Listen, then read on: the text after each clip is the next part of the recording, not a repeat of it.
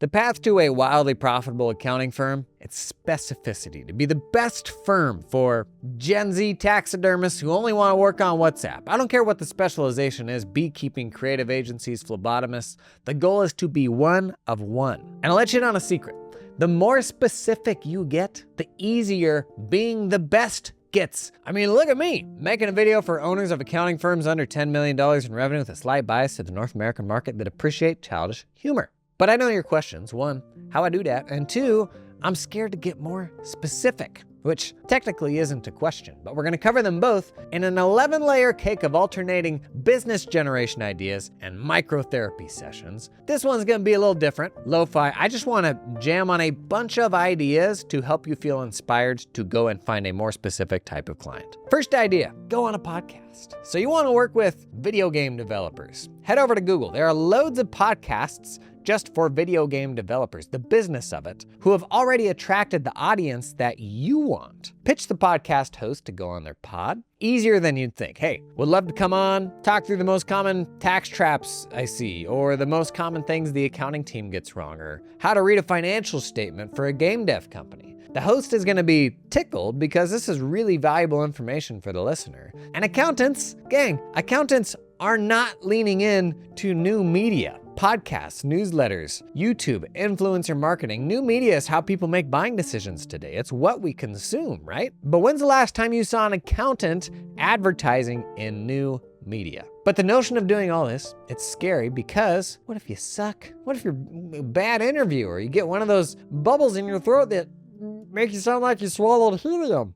Here's the thing, you're an accountant. They're gonna expect you to suck. Anything more than a sniffling, bubbling mouth breather will blow them off their socks. And let's not forget, you literally talk this same shop with your clients all day. You can absolutely hang, it's what you do. And if it helps, you can even send the host a list of questions that you think would lead to an engaging conversation ahead of time. They'll likely appreciate you've done some of their homework for them, and it makes it easier for them to say yes. Okay, next idea, I actually love this one. Most spaces will have an association of those individuals. They may offer some sort of legitimacy to what they do, or even maybe they just organize live events or continuing education. Live events here are gold. I can tell you they're always looking for accounting pros who understand what they do. Pitch these conferences on a talk. It could be going through the exact same bullet points you just proposed with the podcast host. If speaking like this is scary to you, here's a secret. Big, impressive keynote speakers, where that's their job, that's like all they do, they deliver the same keynote over and over and over again. That's the gig. So if you're stuck on, oh, what if I sound dumb? Develop a core set of talking points around pains that are hyper-specific to that type of person. Now, there's a lot of general pains, common pains, getting the bookkeeping done correctly, payroll compliance, tax planning, all that. But what is a rare pain? What is a pain that just those taxidermists that you're talking to have? Like something that shows a unique understanding where they'll sit up and go, whoa, this person really does know how to stuff a turkey. Because the general accountant they currently use, that accountant knows all the general problems. And you can do that stuff too, but we're looking for the rare problems. So build one talk track you can do in your sleep, just like a big keynote speaker who tours the country with a single talk, and sticking to that one talk track is gonna make this super easy. Now, next idea, start a niche newsletter. Niche! Because you have such a unique perspective, you're a unique combination of knowing some stuff about this domain and also having that, accounting or tax expertise, you can build a newsletter unlike any other that's out there in the space. And this newsletter becomes a great call to action when you do those talks or go on a podcast. You can plug like, hey, sign up for my newsletter if you enjoyed this. If your only call to action is become a client, that's way too high of a bar. Changing accountants is a lot of work. It's straight up not an option if their current accountant has work in progress. It requires divorcing the current accountant, which is uncomfortable, and it requires blindly trusting your expertise, even though they only heard you speak like one time. But a newsletter, man, that's as low friction as it gets. They've got nothing to lose by signing up, and those newsletters are easy to put together on a weekly basis, but you might get stuck on, I'm not sure that I have anything to say. We think this. Yet, our work weeks are jam-packed with answering clients' stupid questions that you've answered umpteen times in the past. So a really easy place to start on a newsletter is actually a Q&A. Take an actual question that you got that week, obviously redacted so it's not tied to an individual, but put that question out there that you already answered for everyone to benefit from. It's not going to be as good as answering the question through the lens of a specific client situation, and this is why it's still worthwhile for them to become a client, but you can put the general answer on blast. When thinking about how to make a sustainable newsletter, something that you can do consistently every single week, think in terms of formats. A format could be, commentary on current events, digging into a common client mistake. Develop formats that are easy to write to, give you some helpful constraints to make it easier. You can even bank some to get ahead. If it's evergreen, that's gold because you can put it on the shelf and just plug it in when you need it in a slow week. We jammed on a bunch of newsletter ideas recently on an episode of the podcast. I'll link that if you're not sure, what am I actually gonna write about in a newsletter? That can help give you some ideas. But the reason that we don't have newsletters is I just don't think I have the time. Because that project sitting on your desk already has a dollar sign attached to it. And because we accountants are so ROI focused, we can often become fixated on what's right in front of us and be averse to doing something where that ROI is maybe a little more ambiguous. Being visible online is a great example. Online visibility is the ultimate life hack right now to enable opportunities you could never yourself will into existence. But because that next post probably won't do anything, we don't start. Because nobody can promise you that next little thing that you write will change your life, you never do it, even if you think that doing that consistently will change your life. So the problem is, what is the right amount of time to spend on this? And I don't know the perfect answer, but I can tell you that the answer that is not the right answer is no time. What? I can tell you spending no time on it is definitely the wrong answer. There we go.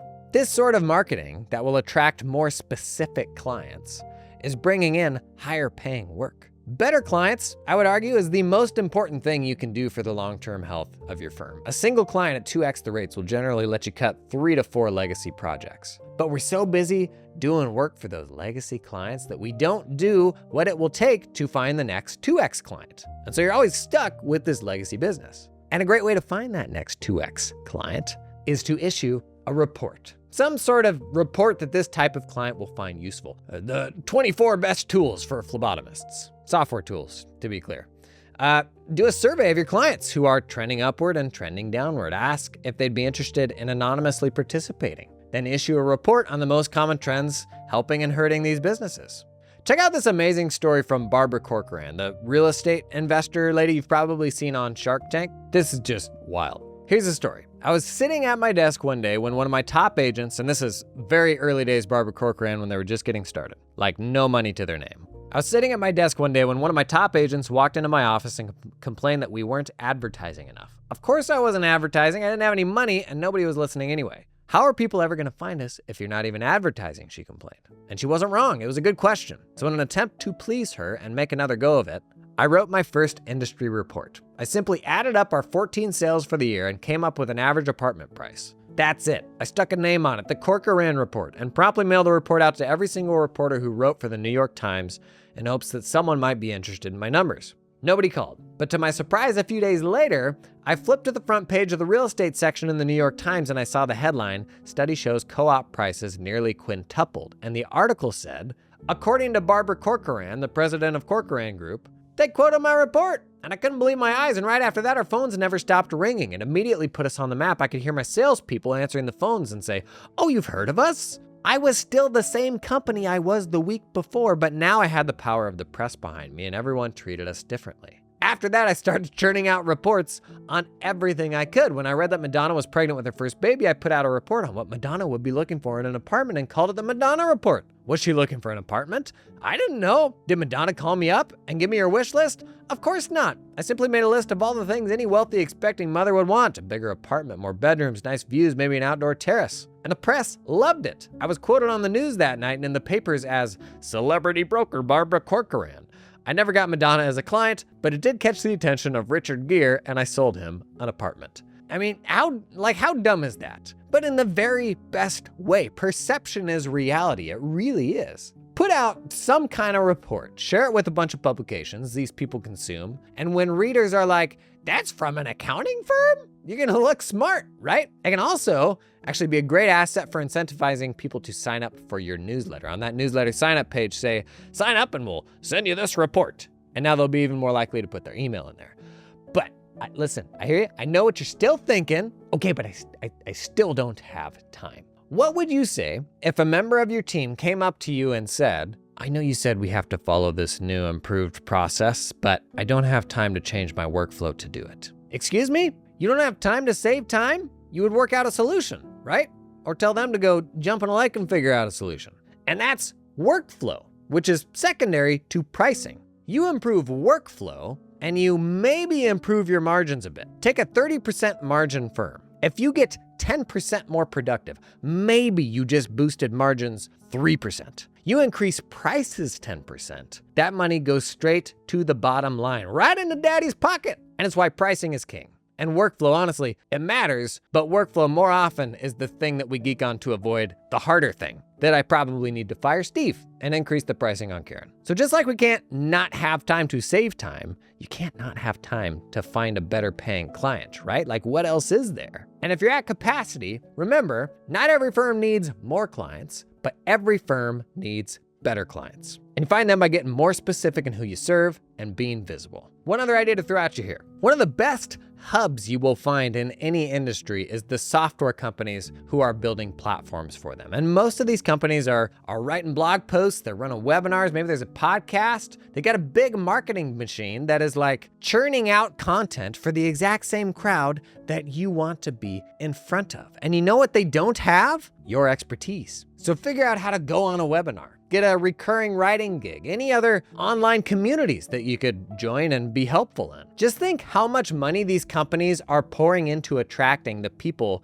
who are effectively your dream client. That's what we're doing here, and find a way to piggyback that. And don't get caught up on, I'm not a software bro. As you know all too well, the trouble with software bros is they don't actually know anything about the real work that you do. So they're always looking for a subject matter expert who can combine deep understanding of how these businesses work, how compliance works for these businesses, accounting mistakes, tax mistakes, using all of that to provide value to their audience. Honestly, regardless of whether there's overlap with their software or not, they just want eyeballs. They're creating a space for those people to come and learn, spending a whole bunch of money to attract them there. And you are gonna be the beneficiary of getting in front of these folks. Seriously, what's the first thing somebody's gonna do building, any sort of business? They're gonna look for the software that'll make it easier. And when they tune into that webinar and they see you're an accountant, who is the first person that they're going to turn to for accounting? Man, I'm so convinced of this, that the fears we have walking through that first door of specialization, the fears over the things that we're leaving behind, are blinding us to the fact that when you go through that door, you'll be exposed to more opportunity than we can see today. Because with every layer of depth you go into, there's another one beyond that. And each layer you go through, the more nuanced these problems are, the more rare these problems are. And when you're solving these rare problems for folks with money to pay to solve them, you end up with a client that will pay you top dollar to honestly largely do the same work that you already do, just more generally. All that's just because you're the only one solving those rare problems. Now, if you enjoy this nerding out on how to find clients, I've done this exercise a couple other times. But first, let's talk about this video's sponsor. It's Keeper, my 2022 tool of the year. Did we start the music? You start the music. 2022 tool of the year, and it was the original app to combine task management with an accounting file. Basically, it pulls in every single transaction from your ledger so you can manage the entire month-end close inside of Keeper. In fact, most accounting firms, the bookkeeper or an admin completes the bank reconciliation in QuickBooks. I say QuickBooks, they support Xero also. Then never get back into QuickBooks again and manage the entire rest of the month-end close for all their clients from inside of Keeper. Take a look at this. So they do loads of automated error detection and all that within each company's close. But let me show you the power of having all of that in one place. This is my dashboard in Keeper. All of my month-end closes in a single place. This is so powerful because it is so much stuff centralized. So number of open chats, prepare, reviewer, manager, what month close we're even on here, the due date, the status, how many open questions there are in the client portal. Just if that's all it is, imagine having that all in one view, being able to see the status, what month you're on, how many open questions there are you're waiting for the client on, just for every single one of your month-end closes. But wait, there's more. These are all different types of tasks in the month-end close. General task, payroll, tax, onboarding, data entry, recurring AJEs, AR, and you get all that in a single view. And when a client responds to a question, obviously this view updates, right? Because it means the question has now been resolved. How cool is that, man? Like, that is the power of Keeper, getting all that stuff into a single place, managing all of your month-end closes in a single app, even if they're happening from different accounting ledgers. You could have some clients in Xero, some clients in QBO. Pretty darn cool. I'll put a link to Keeper down below. Check that one out. On the podcast lately, we had two 30-minute episodes where we built a niche accounting firm from scratch, scouring the web for all the places we can get free promotion for our firm and look like the smartest accountant in the space. We did it with two random industries. We did it first with private airline charter, which I know nothing about. And we did another one with summer camps, because that's just fun. Not because you want to build either of those niches, but just to think through, like, what is the process to build this from scratch, right? With the goal that by the end, you've got like two killer ideas, like, oh, I got to go do this and that tomorrow because it's going to get my firm some great exposure. I'll link both of those episodes. They're really fun. Now go out there and build a super cool niche accounting firm.